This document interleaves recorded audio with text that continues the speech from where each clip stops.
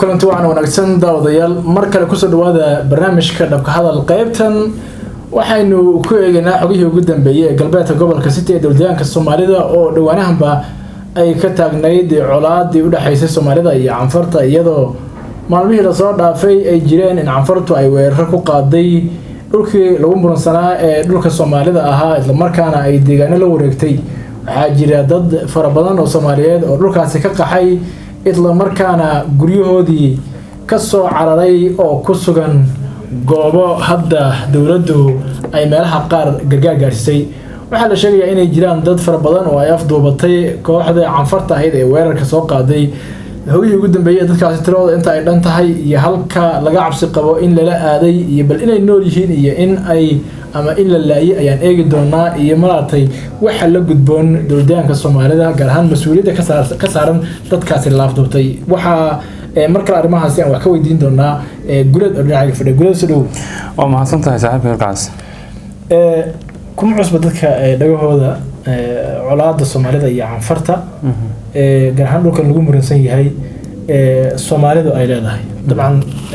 waa dhul Soomaaliyeed laakiin waxa muranka gelinaya ee mar walba weerar ku soo qaadaya waa Canfarta oo iyadoo u eg gardarro garab og bal maxaan hadda xog ka haynaa dadkan la leeyahay waa la afduubtay tirada inta ay dhan tahay niyow dhibaatadan ka jirta deegaankan City ama gobolkan City ee dowladda deegaanka Soomaalida waxay ahayd mid muddooyinkii u dambeysay soo jiitamaysay oo dadka deegaanadaasi ku nool weerar isdaba jooga ay kala kulmayeen maamulka deegaanka Canfarta iyo sidoo kale ciidamada dowladda dhexe ee dalka Ethiopia waxa sii weheliya ciidan jabhad ah oo ka dagaalama Canfarta ay leedahay waxay ka midaysan yihiin dhamaantood in goobahan laga sifeeyo dadka asalkoodu ay Soomaalida yihiin ee gobolkaasi City degan waxaa jirtay saddex deegaan oo lagu muransanaa deegaanada lagu muransanaa mar hore yaaba lagu kala tagay oo ay qaateen oo ay xoog ku qaateen dad badan ku laayeen hadda meela aan kuba jirin meelihii lagu muransanaa yay ku socdaan waxaana la leeyahay ujeedadu maba aha meelaha lagu muransan yahay iyo wax hadda laga hadlaye waxaa lagu socdaa goobo muhiim ah oo u cayiman Canfarta oo gobolkan City meelaha ugu muhiimsan ee istiraatiijiga ah ee wadooyinka Djibouti ka yimaada ay soo maraan yaa la rabaa in laga farmaroojiyo Soomaalida waan ogeyn marka inagu intaas dadkana hore baynu ula wadaagaynay oo aynu ugu sheegaynay arinta hadda cusub waxay tahay wargeys ka soo baxa dalka Ethiopia oo luqadda Xabashiga wax ku qora oo lagu magacaabo Addis Mileda hadaan khaldaynin magaciisa ayaa wuxuu leeyahay dad Soomaali ah oo 700 oo qof gaaraya ya Canfartii soo afduubat marka waa xaqiijin iyo cadeyn awal horeba waan ogeyn iyagoo isla socda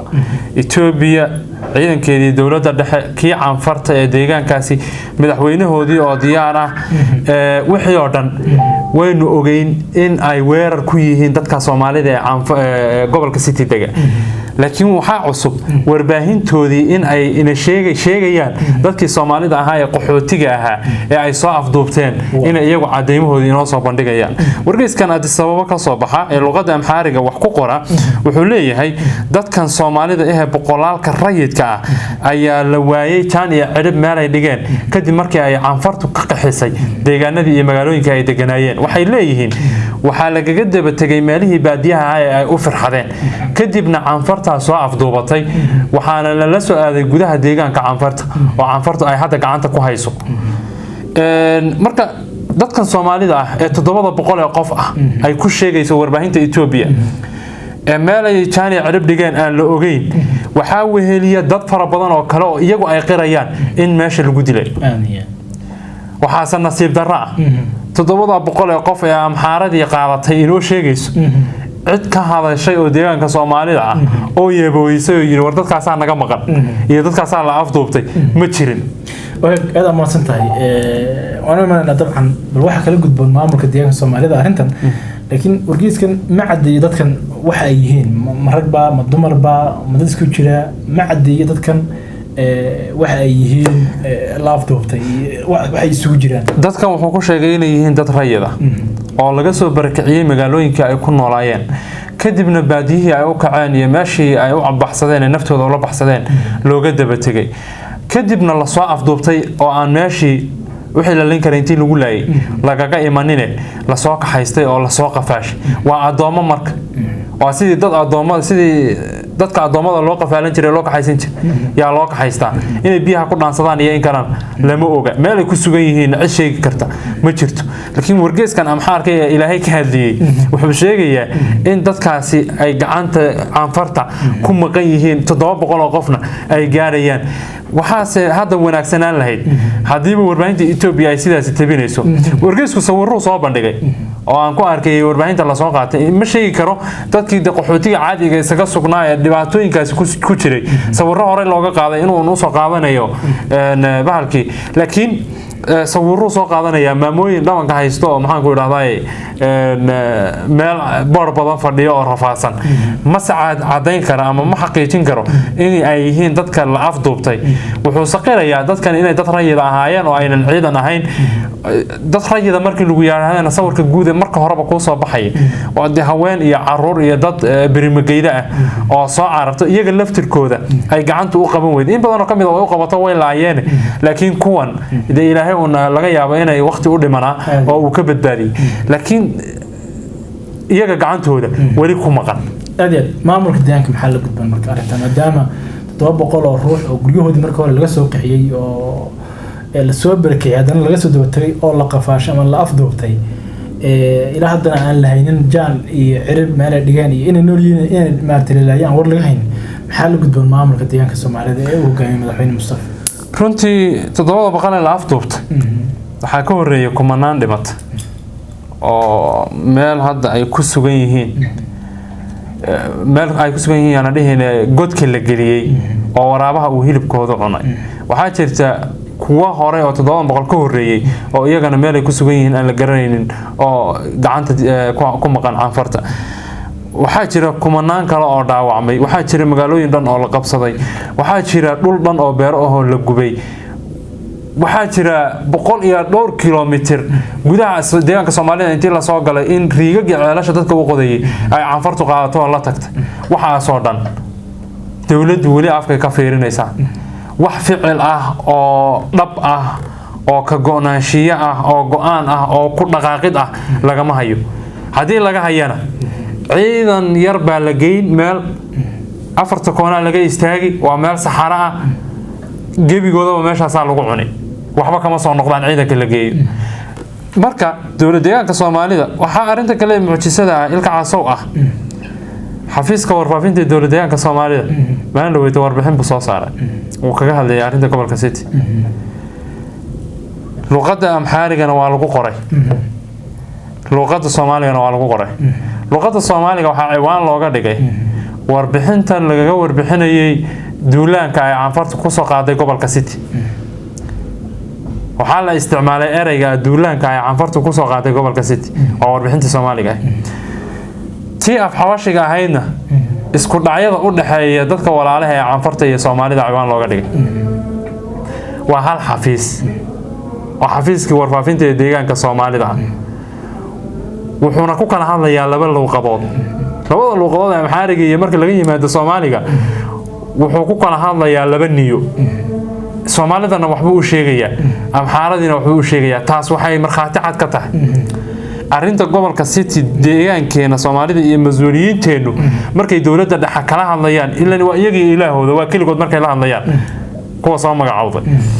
markay la hadlayaan mas'uuliyiin dawladda dhexe luqadan amxaariga hadda ay wax ku qoreen ee ah isku dhacyo canfar iyo Soomaali u dhaxeeya inay kula hadlaan oo aan si dhab ah waxaan looga hadlin waxaan Ethiopia meesha joogta dadka Soomaalida aan qeyr jabaan loo sheego waxa arinta ku marxaati furaysa ilka caasow Soomaalidu waa dad dagaal fulayamani ciidan kumanaan kun ana waan haysanaa nimanka Soomaaliya ka dagaalami jiray og tahay waxay Soomaaliya ka sameeyaan wax yar baa lagu soo afjaray iyagoo waliba fara badan oo dhul buuro ah ay agalay canfar gebigeeduba tira yar oo aad inooga yar ah in maalin walba dhul una qabsato wali ma maqashay deegaanka Soomaalida ciidankiisa dhul qabsaday oo gobolka City ka qabsaday ma jirto hal tuulo oo ciidanka deegaanka Soomaalida oo qabsado calanka deegaanka Soomaalida laga taago ma jiro 4 sano ee la joogayba ee isbedelku u dhacayba 4 sano dad Soomaaliyeed baa la leeynay dhul Soomaaliyeed baa la qabsanay marka arrintan hagrasho weyn baa ku jirta dawladeeni wax ka dhihi lahayd ee laga sugayayna markay ka warbixinayso ee amxaarada u warbixinayso isku dhacyo dad walaalo ah oo Anfar Soomaaliya ama meesha ku qoraan marka inaga inala hadlayaan weyno ooyaan ficilkana sidaas aynu ka naho waynu aragnaa oo haduu ficil jiro meeshan ay ka soo bixi lahayd marka waxaan dhihi lahaa dadku ma hurdaan aakhira ma jiraan waan soo jeednaa farxabashigana kuwa badan oo akhriyaan leena meelaha ku qorqorteen dawladeennii ilaahay ka cabsada in yar oo dadnimo ay iska daydaya dadkan Soomaaliyeed ee meesha lagu xasuuqayo kursigiina muddo wad ku soo fadhideen waliba madaxweyne Mustafa oo aan aad u ixtiraamayo madaxweyne 4 sano kugu filan iyo 5 sanaba way ku soo fadhiday muddo waxaad kaga tagtaa taariikh kaga tag meeshan wax ka qabasho dhab ah bay u baahan tahay horaad noogu sheegtay inaad dhul Soomaaliyeed ka tanaasuleynin laakiin hadalkaagii runka ma ahayn haday runka tahay waan arki lahayn inaadan ka tagin oo meesha aad ku dagaalanto laakiin hadda hasi ogolaan dulinimo kale meeshan wax ka qabashay u baahan tahay dawladda dhexe iyo Anfarina way wada socotaa dad Soomaaliyeed oo heel iyo hooba kugu garab gelina waad haysataa mucaarad iyo muxaafid